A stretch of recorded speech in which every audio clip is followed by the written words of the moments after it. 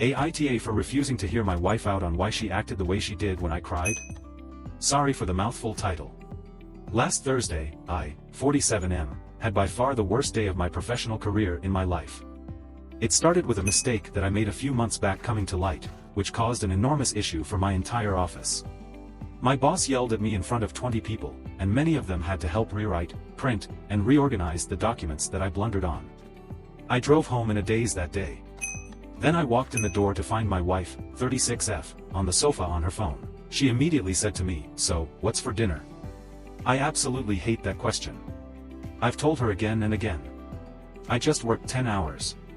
She's a SHW. She had all day to think about what's for dinner. Something just snapped and I began crying. Of course I understand that she might be shocked here. I was too. I hadn't cried probably since elementary school. But when I looked over at her, I saw her pointing her phone camera in my direction. She was kind of smirking too.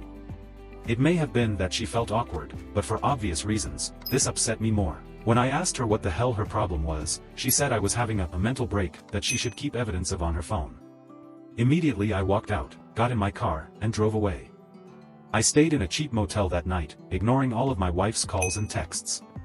The next morning I went home at around 4 in the morning to gather all of my necessary belongings, ignoring her in the process. I left again, went to work, and over the weekend I stayed in the same motel. My wife texted me a few hours ago saying that I was being a huge asshole for not giving her an opportunity to explain herself. I don't understand what there is to explain. Should I have handled this differently? Thanks for watching. Subscribe to my channel for watching more interesting videos.